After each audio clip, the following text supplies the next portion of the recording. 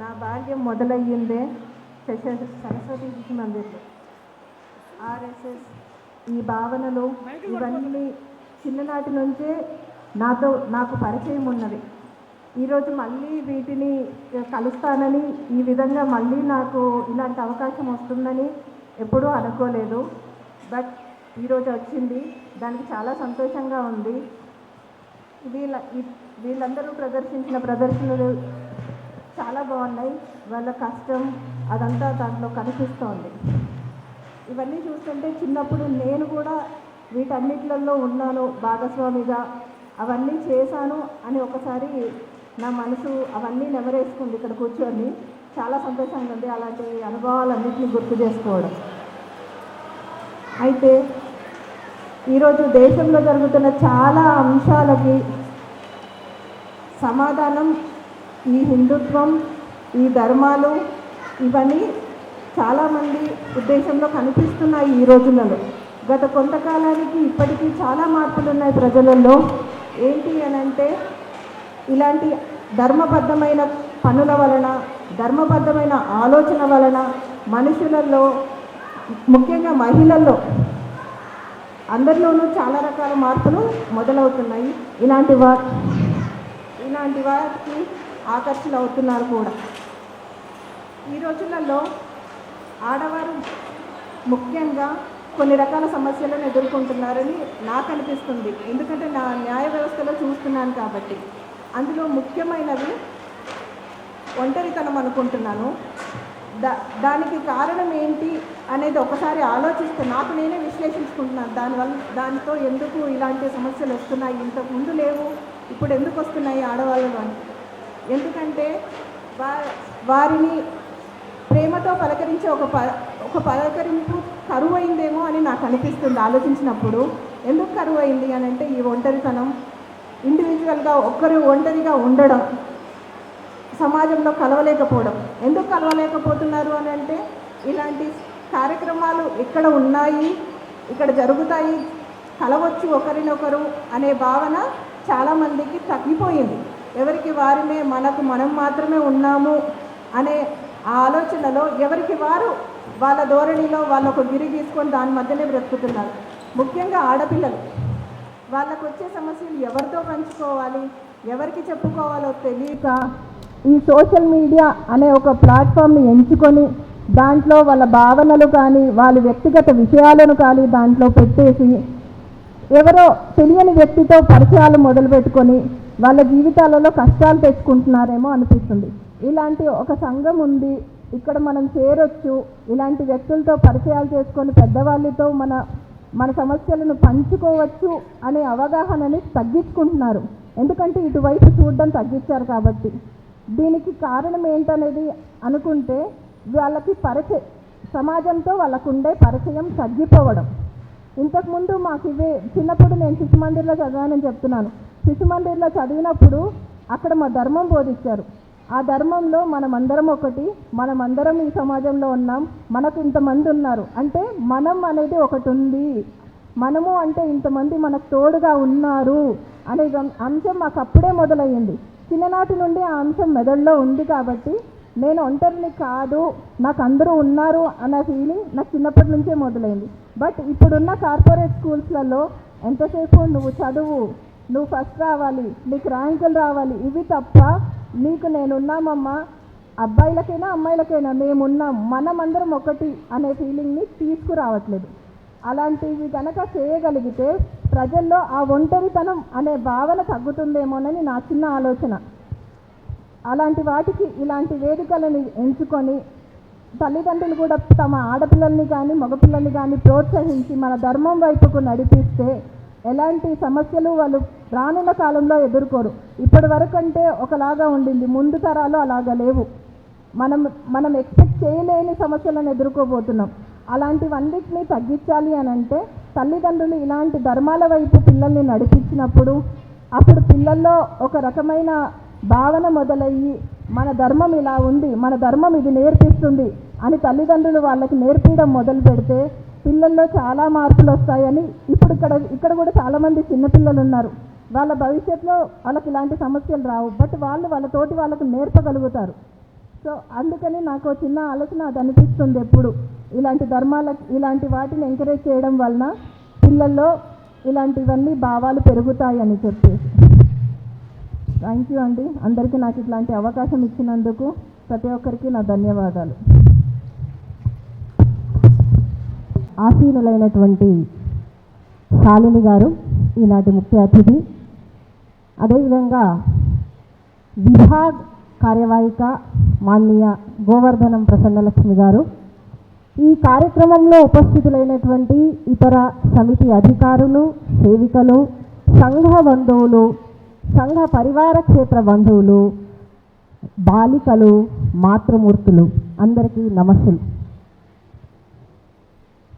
విజయదశమి అమ్మవారిని శక్తి స్వరూపిణిగా కొలిచి నవరాత్రులు అమ్మవారిని పూజించి విజయాలకి నిలవైనటువంటి దశమిని విజయదశమిగా మనందరం కూడా మన ఇళ్లల్లో మన పరివారాలతో మన బంధుగణంతో చాలా వైభవంగా జరుపుకున్నాము.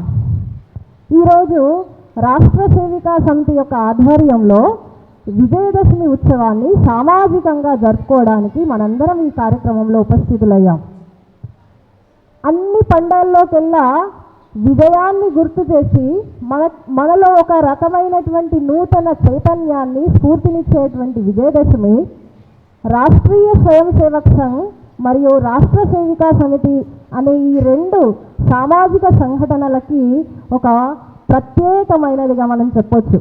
ఇంతకుముందే ప్రస్తావనలో మనం చెప్పుకున్నాము, రాష్ట్ర సేవికా సమితి ప్రారంభించిన రోజు విజయదశమి. 1936వ సంవత్సరంలో మహారాష్ట్రలోని నాగపూర్లో వార్ధా నగరంలో కొద్దిమంది మహిళలతో విజయదశమి రోజున, కొద్దిమంది అంటే వేళ్ల మీద లెక్కబెట్టే 5-10 మందితో ప్రారంభించినటువంటి రాష్ట్ర సేవికా సమితి ఈ విజయదశమి నాటికి 90 వసంతాలను పూర్తి చేసుకొని ముందుకు వెళ్తున్నటువంటి తరుణం, ఆ రాష్ట్ర సేవికా సమితికి ప్రేరణనిచ్చినటువంటి ఒక మార్గదర్శనాన్ని చూపినటువంటి రాష్ట్రీయ స్వయం సేవక్ సంఘ్ 1925వ సంవత్సరంలో ప్రారంభించబడి సమాజానికి ఒక దిగ్దర్శనాన్ని అందించి 100 సంవత్సరాల మైలురాయిని అధిగమించి 101వ వసంతంలోకి అడుగు పెడుతున్నటువంటి శుభ తరుణం. ఈ ఏడాదంతా కూడా రకరకాల కార్యక్రమాలు, విభిన్న రకాల కార్యక్రమాలు, బస్తీ వరకు కూడా హిందూ సమ్మేళనాలు, సుమారు 1,00,000కు పైగా సమ్మేళనాలని రాష్ట్రీయ స్వయం సేవక్ సంఘ్ నిర్వహిస్తుంది.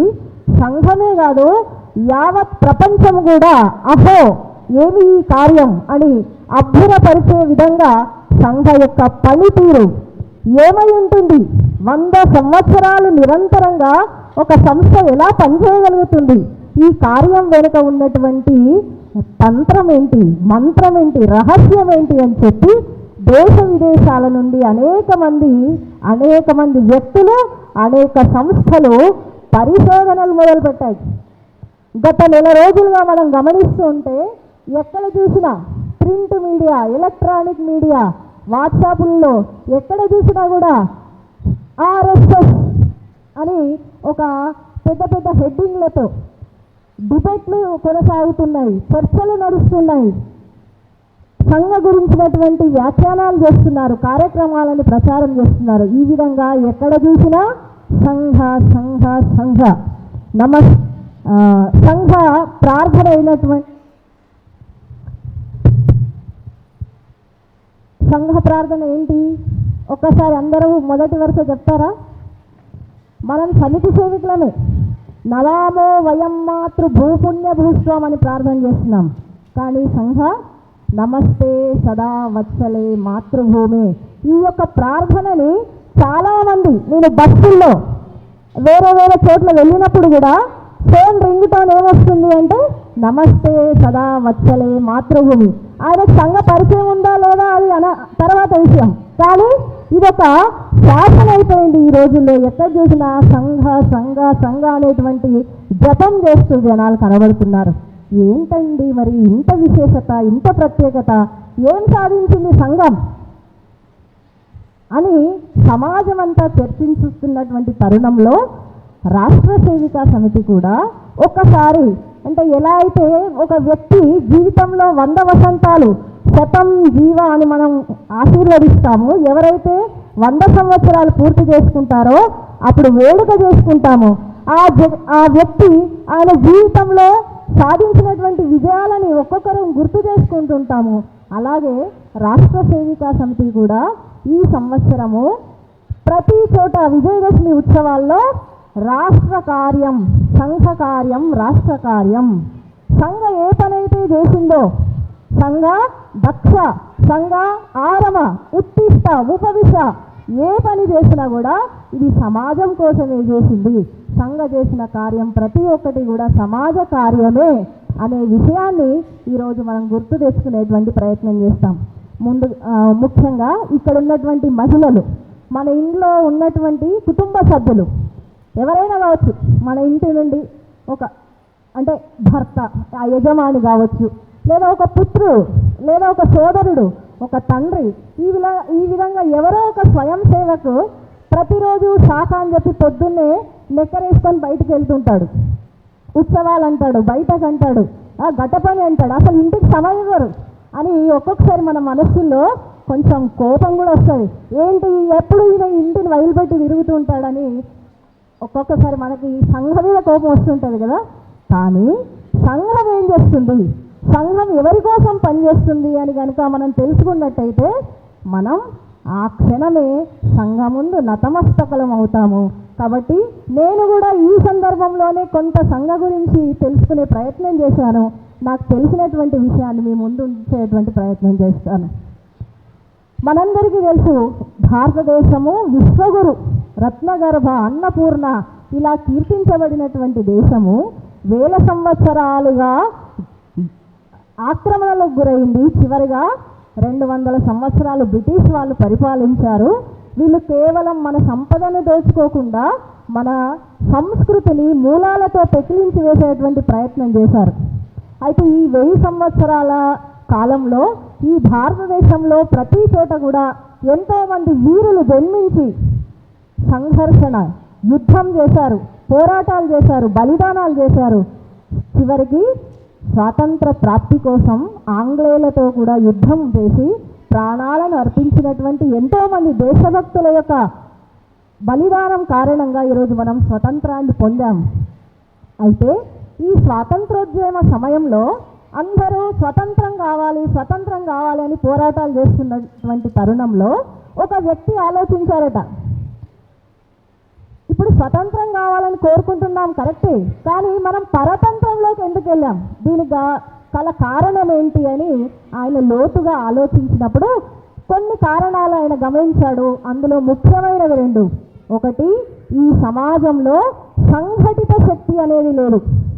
సంఘటిత శక్తి ఎందుకు లేదు అంటే ఇక్కడ ఉన్నటువంటి ప్రజల మనసుల్లో రాష్ట్ర భావన అనేది కొరబడింది. రాష్ట్రం అంటే చూడండి, మనం భారతదేశం అని అంటాము. ఈ దేశం కంటే కూడా ఒక ఉదాత్తమైనటువంటి భావన రాష్ట్ర భావన. ఏంటి రాష్ట్ర భావన? ఈ భూమి నాది, ఈ భూమి పట్ల మాతృభావన, ఈ పుడమి నా తల్లి నేనామె పుత్రికను, ఇది మనకి శాస్త్రాల్లో చెప్పబడింది. మాతా పృథ్వీ పుత్రోహం పృథివ్యాహ. ఎప్పుడైతే ఈ భూమి నా తల్లి అని మనం భావిస్తామో ఆటోమేటిక్గా మనలో ఈ సంస్కృతి, అంటే ఈ భూమి మీద ఏదైతే సంస్కృతి ఉందో, ఏదైతే ధర్మం ఉందో, ఏదైతే ఈ వారసత్వ సంపద ఉందో ఇది కూడా నాదే అనేటువంటి ఒక స్వాభిమానం మనకు కలుగుతుంది ఇక్కడ ఉన్నటువంటి ప్రజలు. తర్వాత ఈ దేశము నాది, ఈ భూమి నాది, ఈ సంస్కృతి నాది అనే మమేకత్వం ఎప్పుడైతే కలుగుతుందో అప్పుడు దీని రక్షణకై మనం నడుం బిగిస్తాము. ఆ తర్వాత ఈ దేశానికి మంచి చేసే ప్రతి వ్యక్తి నాకు మిత్రుడే. ఈ దేశం వైపు చెడు దృష్టితో చూసే శత్రువు ఎవడైనా నాకు శత్రువే. ఇది వైయక్తికం కాదు, దేశంకి శత్రువు అయితే నాకు శత్రువు, దేశానికి మిత్రుడైతే నాకు మిత్రుడు. సమాన శత్రు మిత్ర భావన, ఈ 3 భావనలు ఉంటే అది రాష్ట్రము అని ఒక ఉదాత్తమైనటువంటి భావన చెప్పబడింది. మరి డాక్టర్జీ ఈ సంఘటిత శక్తిని నిర్మాణం చేయడం కోసం సంస్థను స్థాపించాడు, రాష్ట్రీయ స్వయం సేవక్ సంఘ్. ఆయన దేశీయ స్వయం సేవక్ సంఘ్ అని అనలే, రాష్ట్రీయ స్వయం సేవక్ సంఘ్ అన్నారు. అంటే ఇలాంటి భావనలు ప్రజల మనస్సుల్లో ఎప్పుడైతే కలుగుతాయో అప్పుడే వ్యక్తి నిర్మాణం అనేది జరుగుతుంది. ఈ వ్యక్తి నిర్మాణం ద్వారా సమాజ నిర్మాణం జరుగుతుంది. సమాజ నిర్మాణం ద్వారా దేశ కళ్యాణం, విశ్వశాంతి అనేవి మనం సాధించగలుగుతాము. కాబట్టి సంఘటితం చేయాలి. సంస్కృతంలో ఒక సుభాషితం ఉంది, అపార భూమి విస్తారం అగణ్యలోక సంకులం. అపార భూమి విస్తారం అగణ్యలోక సంకులం, సంఘటనం వినా రాష్ట్రం ప్రభవన్ న ప్రభవేత్ ఆత్మరక్షణే అని ఒక శ్లోకం ఉంది. ఎంతైనా భూమి ఉండొచ్చు కాక, నాకు లక్షల కోట్ల చదరపు కిలోమీటర్ల భూభాగం ఉంది, ఇక్కడ కోట్లాది మంది ప్రజ ఉన్నారు, ఇవేమీ ఉన్నా లాభం లేదు. ఈ రాష్ట్రాన్ని రక్షించుకునేటువంటి రాష్ట్ర భావన, సంఘటిత శక్తి ఈ రెండూ లేకుంటే ఆ రాష్ట్రము తనను తాను రక్షించుకోలేదు అని చెప్పబడింది. అవే ఉదాహరణలు కళ్ళ ముందు కనబడుతున్నాయి. కాబట్టి సమాజ సంఘటన అనేటువంటి ఉత్కృష్ట కార్యాన్ని డాక్టర్జీ ప్రారంభించారు. చూడ్డానికి ఇది కొత్త పద్ధతి, కానీ ఇది కొత్తది కాదు, చిరపురాతనం, నిత్య నూతనం. యుగ యుగాలుగా ఎప్పుడెప్పుడైతే ఈ సమాజంలో అధర్మము పెచ్చిమీరిందో అప్పుడు ధర్మ సంస్థాపన కోసం భగవంతుడు యుగ పురుషుడుగా అవతరించి సంఘటిత సమాజంతోనే ఆ అధర్మాన్ని నశింపజేసి ధర్మరక్షణ చేశారు. అయితే సంఘే శక్తి కలౌ యుగే, ఈ కలియుగంలో మరి ధర్మరక్షణ ఎవరు చేయాలి, ఎలా సాధ్యమవుతుంది అంటే సంఘటిత శక్తిలోనే సాధ్యమవుతుంది అని చెప్పి ఆ కేశవుడే, ఆ మాధవుడే తిరిగి ఈ రాష్ట్రీయ స్వయం సేవక్ సంఘని స్థాపించడం జరిగింది. దీనికి ఎన్నుకున్నటువంటి కార్యపద్ధతి శాఖ మనందరికీ తెలిసిందే. శాఖలో ఏం నేర్పిస్తారు? ఇంతకుముందు చూసాం మనమందరం కూడా. తరుణీలు, బాలికలు, మహిళలు చాలా ఉత్సాహంతో, ఎంతో ధైర్యంతో, సాహసంతో మన ముందు హర హర మహాదేవ, జై భవానీ, వీర శివాజీ అని నిలదీస్తూ మన ముందు శారీరక అంశాల ప్రదర్శన చేశారు. ముందు మనం శస్త్రపూజ చేసుకున్నాం. ఇవన్నీ మనకి ఒక్కసారి శక్తిని ఇస్తాయి. శాఖలో ఈ విధంగా శారీరక అంశాల యొక్క ప్రశిక్షణ, తర్వాత మన చరిత్రని, మన ధర్మాన్ని, మన సంస్కృతిని బోధించేటువంటి అనేక విషయాల పునశ్చరణ బౌద్ధిక కార్యక్రమాల ద్వారా జరుగుతుంటుంది. నీవు నేను అంతా కలిసి మనమొకటే అని ఆడుతూ పాడుతూ మనందరం ఒకటే అనేటువంటి ఐకమత్య భావాన్ని మనం శాఖలో పొందుతాం. అనుశాసనం, నియమ పాలన, విజుగీష ప్రవృత్తి, ఎలాంటి పరిస్థితిలోనైనా జయించాలి అనేటువంటి ఒక దృఢ సంకల్పం, స్నేహం, ఆత్మీయత, ఇలా ఒకటేంటి అనేక సద్గుణాల సమాహారం శాఖ. ఆ శాఖ మనకు ఎంతోమంది కార్యకర్తల్ని అందించింది. బాబాసాహెబ్ దేవరస్ గారు అన్నారు, దేవ దుర్లభ కార్యకర్త గణ రాష్ట్రీయ స్వయం సేవక్ సంఘకు ఉంది అని చెప్పి. వీళ్ళందరూ ఎక్కడ తయారయ్యారు? ఈ మైదానంలోనే, ఈ మాతృభూమిని కీర్తిస్తూనే, ఈ భూమి ఒడిలో ఆడుతూ పాడుతూ ఒక దేశభక్తి పూర్ణమైనటువంటి వ్యక్తులు, సర్వస్వార్పణ చేయడానికి సంసిద్ధమైనటువంటి కార్యకర్తలు ఈ శాఖ ద్వారానే తయారయ్యారు. వ్యక్తి నిర్మాణం ద్వారా సమాజ నిర్మాణం అనేటువంటి సంకల్పం ఏదైతే ఉందో, ఏ స్వప్నాన్నైతే డాక్టర్జీ చూశారో అది ఈ విధంగా సాకారం అయిపోయింది. అనేక మంది గృహస్థులు తమ కోసం తక్కువ సమయాన్ని కేటాయించి సమాజ కార్యం కోసం అధిక సమయాన్ని ఇవ్వడం, ఈ విధంగా పనిచేయడం. మన తెలంగాణ ప్రాంతంలోనే ఒక కార్యకర్త ఎల్ఐసి ఆఫీసులో పనిచేసేటువంటి వారు సంఘ పని చేయాలి, కానీ ఉన్న సమయం తక్కువ. అయితే వారు ఎలా యోజన చేసుకునేవారు వారి పర్యటన అంటే, ఉదయం ఇంటి నుండి బయలుదేరేటప్పుడు భోజనం చేసి 2 టిఫిన్ బాక్సులు కట్టుకొని ఆఫీస్కి వెళ్ళేవారు. రెండెందుకు అంటే, ఒకటి మధ్యాహ్నం పూట తినేవారు, ఇంకొకటి కార్యాలయం ఆఫీస్ అయిపోయిన తర్వాత అట్లుందంటే పర్యటనకి వెళ్ళి ఎక్కడ గ్రామానికో లేదా ఏదో బస్తీకో వెళ్ళి అక్కడ పర్యటన చేయడం, బయటకు తీసుకోవడం, బయటకు తర్వాత బయటకు వేసేది ఏ రాత్రి అవుతుంది, అప్పుడు భోజనం చేయాలి. ఎందుకంటే శరీరమాధ్యం కలు ధర్మ సాధనం, ఈ ఆరోగ్యాన్ని కూడా కాపాడుకోవాలి. కాబట్టి తాను వెంట తెచ్చుకున్నటువంటి ఆ బాక్సును తిని అప్పుడు ఏ అర్ధరాత్రికో ఇంటికి చేరుకోవడం, మళ్ళీ తెల్లవారి యథావిధిగా పొద్దున శాఖకి వెళ్ళడం, శాఖ నుండి వచ్చి తన కార్యక్రమాలు పూర్తి చేసుకోవడం, మళ్ళీ ఆఫీస్ నుండి పర్యటన, అక్కడే ఇంకెక్కడ భోజనం కూడా ఆశించకుండా ఇలా పనిచేసినటువంటి కార్యకర్తల యొక్క ధ్యేయ నిష్ఠ సంఘ కార్యానికి ఆధారము. ఇలా అనేక ఉదాహరణలు మనం చెప్పుకోవచ్చు. అయితే ఈ కార్యకర్తల కంటే కూడా తమ జీవిత కుసుమాలని భారతమాత చరణాల ముందు సమర్పించినటువంటి సంఘ ప్రచారకులు. ఎవరు ఈ ప్రచారకులు? సమాజంలో అందరిలాగానే వారు కూడా ఉన్నతమైనటువంటి విద్యాభ్యాసాన్ని పొంది కూడా వ్యక్తిగత జీవనము, వ్యక్తిగత కుటుంబం వైపు వెళ్లకుండా ఈ సమాజమే నా కుటుంబం, ఈ సమాజ రక్షణే నా ధ్యేయం అని చెప్పి తమ జీవితాలను సమర్పించి సంఘం ఎక్కడికి వెళ్ళమని ఆదేశిస్తే అక్కడికి వెళ్ళి అక్కడి పరివారాలనే తన పరివారంగా భావించి అక్కడ సమాజ కార్యాన్ని ఆరంభించి సమాజంలో సంఘటన కార్యాన్ని పెంపొందించే వ్యక్తులు ప్రచారకులు. మొట్టమొదటి ప్రచారక్ బాబాసాహెబ్ ఆప్టే గారు. ఈయన ఒక పేద కుటుంబంలో జన్మించాడు, కష్టపడి చదువుకున్నాడు, ఉద్యోగం వచ్చింది. ఉద్యోగం రాగానే మనం ఏం చేస్తాము, మన పెద్దలకి, మిత్రులకి, శ్రేయోభిలాషులకి ఆనందంగా చెప్తాం కదా, నాకు ఉద్యోగం వచ్చింది అని చెప్పి. ఆయన డాక్టర్జీకి చెప్పారట, ఏమండి నాకు ఉద్యోగం వచ్చింది. అప్పుడు డాక్టర్జీ అన్నారు, చాలా సంతోషం అబ్బా, నీకు ఉద్యోగం వచ్చింది, ఇంకేంటి, ఇంకా సంపాదన మొదలవుతుంది, నువ్వు కొంచెం సంపాదించగలుగుతావు, ఆ తర్వాత నీకు ఒక కుటుంబం ఏర్పడుతుంది, ఆ జీవితం అలా కొనసాగుతుంది అని అన్నారట. వారి ఇంటికి వెళ్ళిపోయారు. ఈ బాబాసాహెబ్ గారికి రాత్రంతా నిద్ర పట్టలేదు. ఒకటే ఆలోచన, ఉద్యోగం చేస్తావు, డబ్బులు సంపాదిస్తావు, నీ కుటుంబము జీవితం కొనసాగుతుంది. ఏంటి అసలు జీవితం అంటే ఇంతేనా, ఇందులో ఏముంది మజా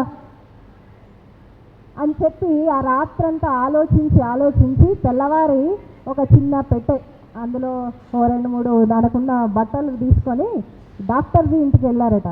వెళ్ళి, డాక్టర్జీ నేను వచ్చేసానండి. అదేంటబ్బా, ఏంటి ఇలా పెట్టెతో వచ్చావేంటి అంటే, ఇప్పుడు నాకు అర్థమైందండి, నా ఉద్యోగం ఇక్కడెక్కడ ఉద్యోగం ఉంది బాబు, ఇక్కడ ఉద్యోగాలు ఇచ్చేవాళ్ళు ఎవరు లేరు అని చెప్పారు డాక్టర్జీ. లేదండి, సంఘ కార్యమే నా ఉద్యోగం, మీరు నాకు ఏమి జీతం ఇవ్వక్కర్లే, నాకు నేనేమి ఆశించట్లేదు, ఈ రోజు నుండి నేను ఆజీవన పర్యంతం సమాజ కార్యం చేస్తానని చెప్పి అలా మొట్టమొదటిగా బయలుదేరినటువంటి ప్రచారక్ బాబాసాహెబ్ ఆప్టే గారు. వీరు తాను ఎంచుకున్నటువంటి కార్యాన్ని ముందుకు తీసుకెళ్లడం కోసం సంఘ సిద్ధాంతాన్ని, ధర్మ సంస్కృతికి సంబంధించిన విషయాలని అందించడం కోసం చాలా అధ్యయనం చేసేవారట. చాలా రకాల పుస్తకాలు చదివేవారు. అది చదివి చివరికి ఎలాంటి స్థితి వచ్చిందంటే కళ్ళు పూర్తిగా దెబ్బతిన్నాయి, లైట్ ప్రకాశాన్ని చూడలేకపోయేవారు. ఇదివరకు కార్యక్రమాలన్నీ రాత్రిపూట జరిగేవి కాబట్టి వారు పాల్గొన్నటువంటి కార్యక్రమంలో డిమ్ లైట్ ఏర్పాటు చేసేవారట. తక్కువ ప్రకాశాన్ని ఇచ్చేటువంటి లైట్లు పెట్టి అక్కడ వారు మాట్లాడేవారు, కళ్ళు మూసుకొని మాట్లాడేవారు. ఇలా చివరి క్షణం వరకు కూడా తాను అంత ఇబ్బంది పడుతున్నప్పటికీ కూడా సమాజ కార్యం చేసినటువంటి వ్యక్తి వారు. వారిని ప్రేరణగా తీసుకున్నటువంటి రెండవ వ్యక్తి దాదారావు పరమార్థజీ. ఈయన కూడా బాగా చదువుకున్నాడు, అనర్గళంగా ఇంగ్లీష్ మాట్లాడతాడు. ఈ రోజుల్లోనే ఆంగ్లం అంటే ఇంత వ్యామోహం ఉంది, స్వాతంత్రం కంటే ముందున్నటువంటి విషయాలు, అప్పుడు ఆంగ్లం మాట్లాడితే ఎంత గౌరవం, ఎన్ని అవకాశాలు వారి ముందున్నాయి. కానీ వాటికి వేటికి కూడా తలొగ్గకుండా ఆయన కూడా ప్రచారకగా ఉండి ఆజీవన పర్యంతం సమాజ కార్యాన్ని చేస్తా అని చెప్పి సంకల్పం తీసుకొని బయలుదేరారు. ఆయన తన కార్యక్షేత్రంలో పనిచేశారు. చివరి రోజు వరకు కూడా పర్యటన చేశారు. పెద్ద వయసు వచ్చినాక కూడా చివరి పర్యటన చేసుకొని ఢిల్లీ కార్యాలయానికి చేరుకొని ఆ మరుసటి రోజు ఏకాత్మతా స్తోత్రానికి వారు రాలేదు. అందరు అనుకున్నారు, అలసిపోయారు కదా ఆ పర్యటనలో, సరే రాలేదనుకున్నారు. అల్పాహార సమయానికి కూడా వారు రాలేదు. ఏమైందని వెళ్ళి చూడగా వారు శాశ్వత నిద్రలోకి జారుకున్నారు. మనం చెప్తుంటాము, వినా దైన్యేన అనాయాసేన మరణం వినా దైన్యేన జీవనం దేహిమే పరమేశ్వర, దేహాంతే తవ సాన్నిధ్యం. ఏదైతే మనం కోరుకుంటామో అక్షరాల దాన్ని సాధించినటువంటి గొప్ప వ్యక్తి మన రెండవ ప్రచారకైనటువంటి దాదారావు గారు. ఇలా ఒక ప్రచార పరంపర అనేది మొదలైంది. ఆ తర్వాత వచ్చినటువంటి వారు దీన్ దయాల్జీ, మనందరికీ బాగా తెలుసు. దీన్ దయాల్జీ చాలా బక్కపల్చటి శరీరం, బలహీనంగా ఉండేవారట. వారి విద్యాభ్యాసం అయిన తర్వాత డాక్టర్జీ ఒక చోటికి పంపించారు, మీరు సంఘకార్యం చేయమని. ఆయన వెళ్ళి ఆ వీధుల్లో తిరుగుతూ అంటే అన్వేషిస్తున్నాడు ఎక్కడ మొదలు పెట్టాలి. తిరుగుతూ ఉన్నప్పుడు కళ్ళు తిరిగి ఒక చోట పడిపోయాడు. ఎందుకంటే బలహీనంగా ఉన్నాడు, భోజనం లేదు, కొంత శ్రమ, ఈ కారణంగా పడిపోయాడు. అక్కడికి ఒక కారులో ఒక వ్యక్తి వచ్చి చూశాడనమాట. అయ్యో ఎవరో పడిపోయారని లేపి ఆయనకు కొన్ని నీళ్ళు అందించి, ఎవరు నాయనా నువ్వు, ఎందుకు వచ్చావు, ఎక్కడి నుండి వచ్చావు అన్ని ప్రశ్నలు ఆరాధీశారు. నేను ఆర్ఎస్ఎస్ పనిచేయడం కోసం వచ్చాను. ఆయనకు ఆర్ఎస్ఎస్ అంటే తెలియదు. సరేలే ఎందుకో వచ్చావు, ఇప్పుడు నీకు ఆరోగ్యం బాగాలేదు, నాతో పాటు రా అని చెప్పి ఇంటికి తీసుకెళ్ళాడు. తన ఇంట్లో ఉంచుకున్నాడు, ఆశ్రయం ఇచ్చాడు. ఆ తర్వాత విషయమంతా తెలుసుకున్నాడు. ఆయన వచ్చింది ప్రచారంగా వచ్చాడు అని చెప్పి ఆయనకి తన ఇంట్లో ఆశ్రయం ఇచ్చి సంఘాన్ని అర్థం చేసుకున్నటువంటి ఆ వ్యక్తి, ఆయన ఒక అడ్వకేట్. ఆయన ఆ తర్వాత ఆ ప్రాంత సంఘచాలకుగా బాధ్యత పొందాడు. అంటే తనకు పరిచయమైనటువంటి వ్యక్తికి కూడా సంఘాన్ని అర్థం చేయించి వాళ్ళని కూడా కార్యకర్తలుగా మలిచినటువంటి దీన్ దయాల్జీ. ఇంకొక విశేషం ఉంది, సెక్యులరిజం, సూడోయిజం, ఇలా అనేక ఇజాలు మొదలై అవన్నీ కూడా విఫలమైనటువంటి తరుణంలో ఏకాత్మత మానవతావాదం అనేటువంటి గొప్ప సిద్ధాంతాన్ని ప్రతిపాదించి నిర్వచించి, కేవలం నిర్వచించడమే కాదు ఆచరించి చూపినటువంటి మహనీయ వ్యక్తి అతను.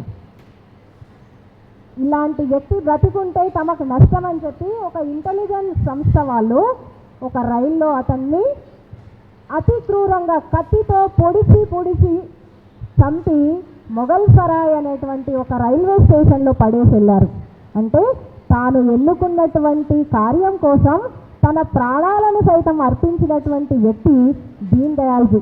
ఇలా ఒకరేంటి, అనేక మంది కార్యకర్తలు మనం ప్రార్థనలో వింటుంటాం, శృతం చైవ యత్కంఠ కాకీర్ణ మార్గం స్వయం స్వీకృతం న సుగంకారయేత్.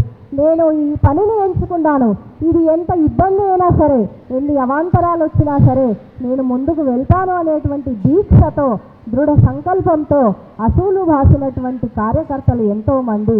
వారి యొక్క త్యాగ ఫలమే, అలాంటి దేవదుర్లభమైనటువంటి కార్యకర్తల యొక్క గణమే ఈ సంఘ యొక్క 100 సంవత్సరాల ప్రస్థానానికి ఆధారమని మనం చెప్పుకోవచ్చు.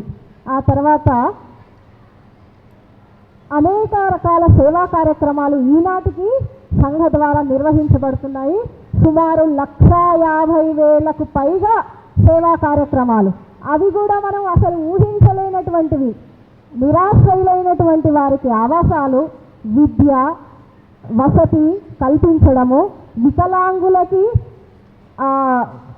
సాధనాలను ఇప్పించడము, తర్వాత సేవాభక్తిల్లోకి వెళ్ళి పనిచేయడము, వనవాసి పరిషత్ ద్వారా పనులు చేయడము, ఇలా ఒకటేమిటి రకరకాల సేవా కార్యక్రమాలు 1,50,000కు పైగా ఈరోజు రాష్ట్రీయ స్వయం సేవక సంఘ ద్వారా నిర్వహించబడుతున్నాయి.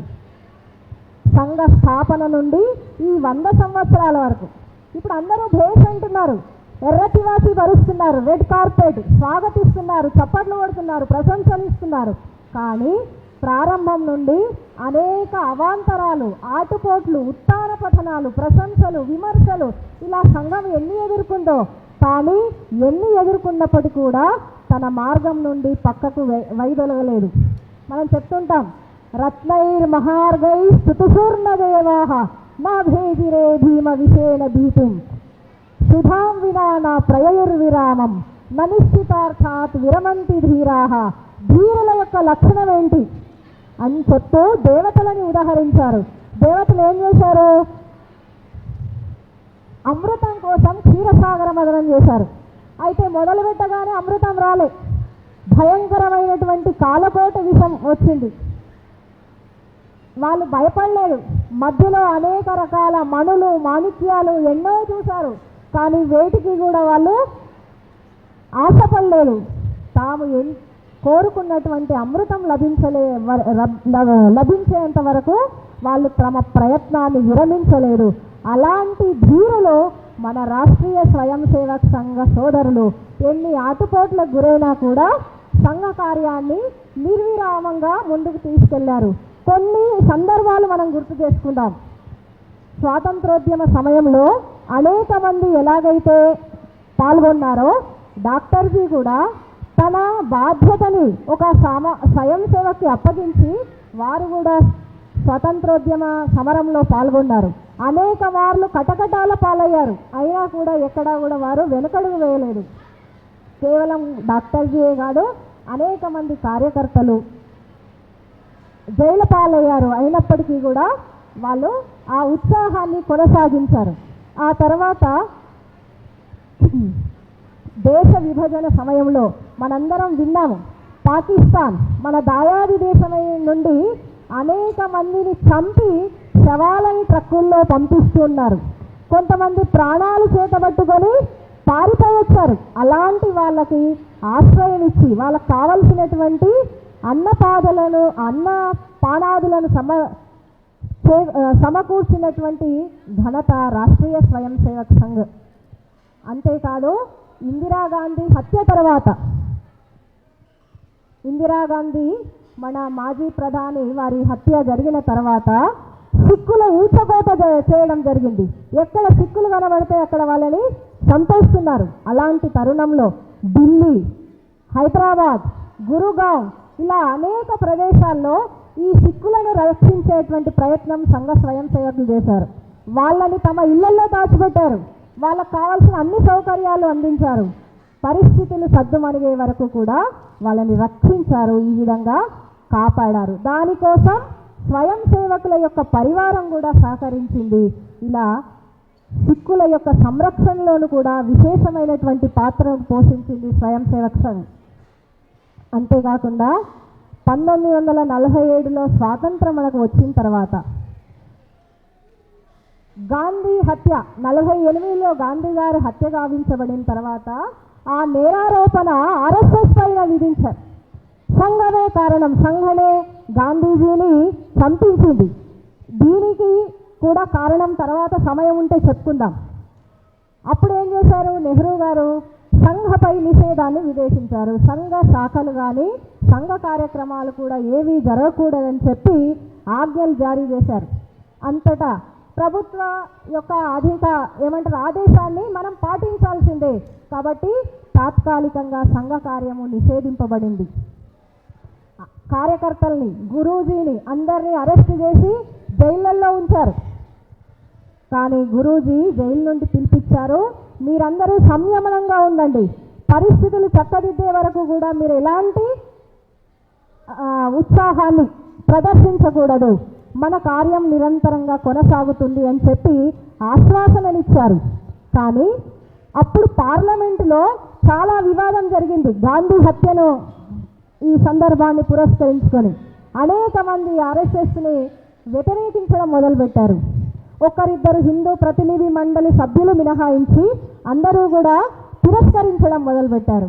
అలాంటి తరుణంలో గురూజీ కనిపించింది, అరే మన వాణి వినిపించడానికి పార్లమెంటులో ఎవరు లేరే అని గురూజీ ఆలోచిస్తున్నటువంటి క్రమంలో శ్యామాప్రసాద్ ముఖర్జీ గారు, కాంగ్రెస్లో క్రియాశీలకంగా పనిచేస్తున్నటువంటి వ్యక్తి, స్వాతంత్రం వచ్చిన తర్వాత నెహ్రూ గారు అనుసరిస్తున్నటువంటి విధి విధానాలను చూసి వాటితో విభేదించి ఆ పార్టీ నుండి బయటికి వచ్చినటువంటి వ్యక్తి గురూజీని కలిశారు. కలిసి ఏమండి, రాజకీయ క్షేత్రంలో కూడా ఇలాంటి నైతిక విలువలు కలిగిన, జాతీయ భావనలు కలిగినటువంటి ఒక పార్టీని మీరు స్థాపించవచ్చు కదా అని గురూజీని అడిగారు.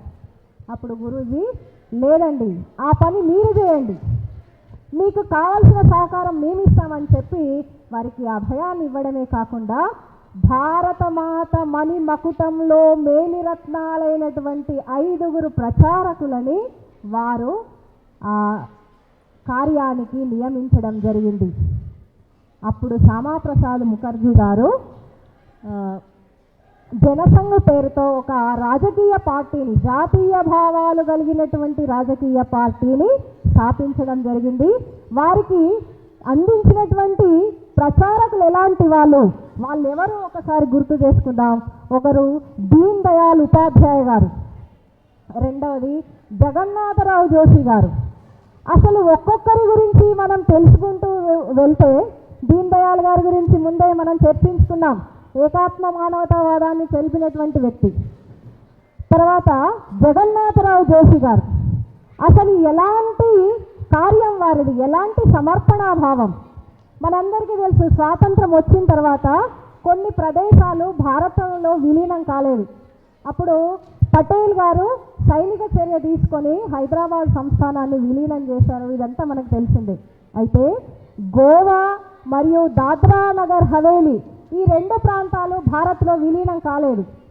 ఎందుకు అంటే అక్కడ పోర్చుగీస్ వారు పరిపాలిస్తున్నటువంటి తరుణం, అది వాళ్ళు ఒప్పుకోలేదు. మరి పటేల్ గారు సైనిక చర్య తీసుకుందామా అంటే నెహ్రూ గారు అనుమతి ఇవ్వట్లేదు. మరి ఎలా వాటిని కలుపుకోవాలి? అప్పుడు ఈ మాధవరావు జోషి గారిని పిలిచి మాట్లాడారట.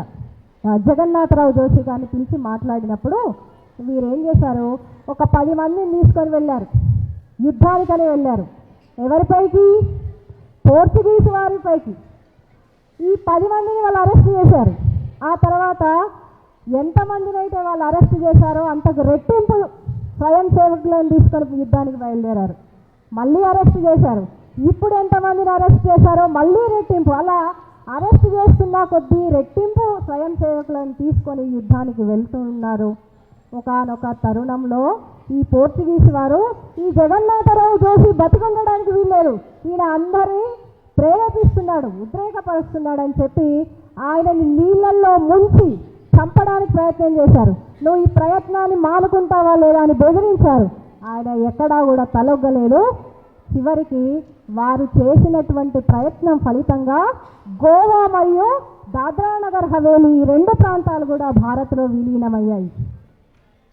ఇది మనకి వినడానికి ఒక కథలాగా కనిపిస్తుంది. ఇదే కనుక సినిమా తీస్తే ఆయన ఒక గొప్ప హీరోగా మనం చప్పట్లు కొడుతుంటాము. కానీ చరిత్రలో జరిగినటువంటి సంఘటన, ఒక స్వయం సేవక్ సంఘ చూపించినటువంటి చొరవ, ఇది మనందరికీ స్ఫూర్తిదాయకం. అదే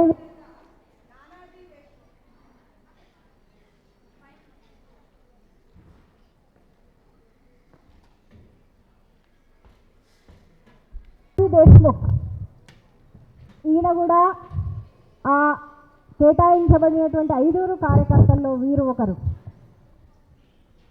తన శక్తి మేరకి రాజకీయ క్షేత్రంలో సేవలను అందించిన తర్వాత ఆయన ఒక ఆలోచన చేశారు.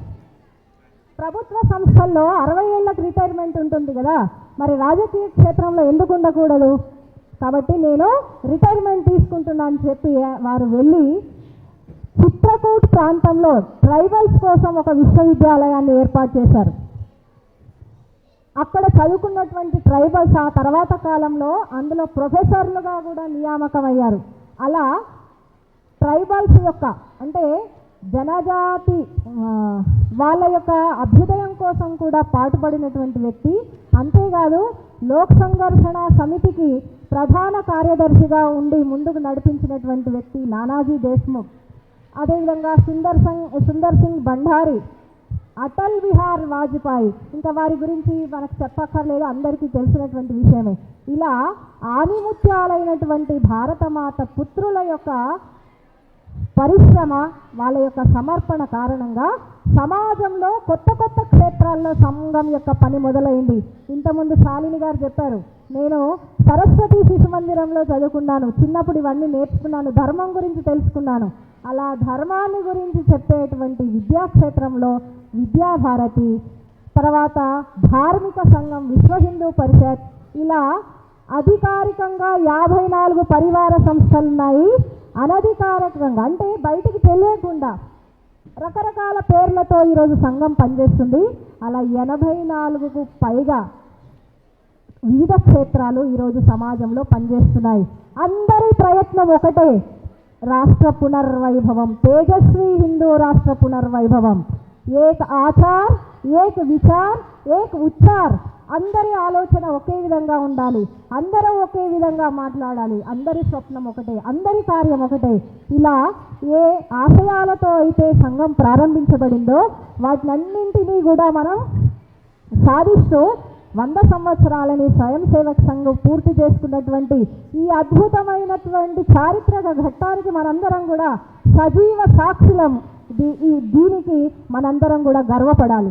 మనందరికీ తెలుసు, భారత తపాలా శాఖ వారు, భారత ప్రభుత్వ తపాలా శాఖ ఆధ్వర్యంలో సంఘ 100 సంవత్సరాలు పూర్తి చేసుకున్నటువంటి తరుణంలో ఒక పోస్టల్ స్టాంప్ను ఆవిష్కరించారు.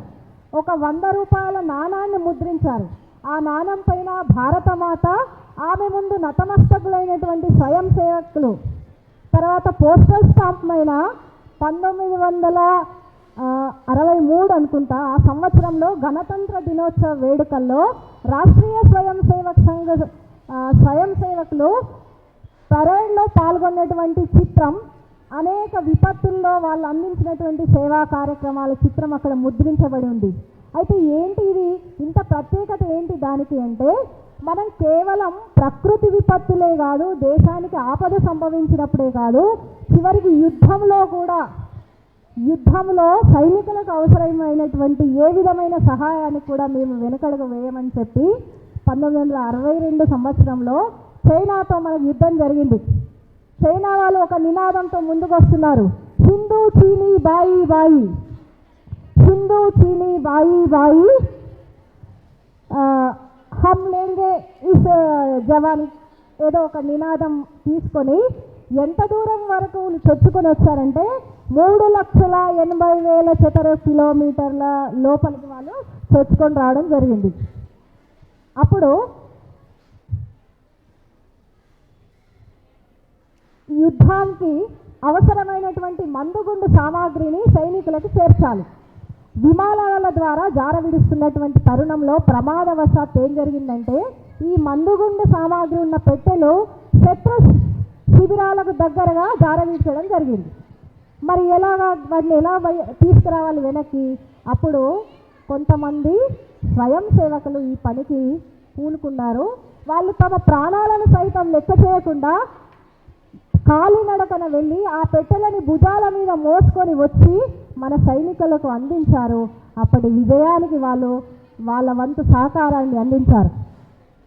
అప్పటి జనరల్ కరియప్ప ఆయన ఆశ్చర్యపోయారు, ఏంటి ఇంత సాహసం, మీకు ఎక్కడి నుండి వచ్చింది, మీకేంటి ధైర్యం, మీ సైన్యం చనిపోతే ప్రభుత్వం తరఫున కొంత సహకారం ఉంటుంది, కానీ మీరు చనిపోతే మీ కుటుంబాలకు దిక్కేవారు అంటే సమాజమే ఉంది అని చెప్పి స్వయం సేవకులు ఇచ్చినటువంటి సమాధానం వారిని చాలా ఆశ్చర్యపరిచింది. ఆయన వెంటనే గురూజీని కలిశారు.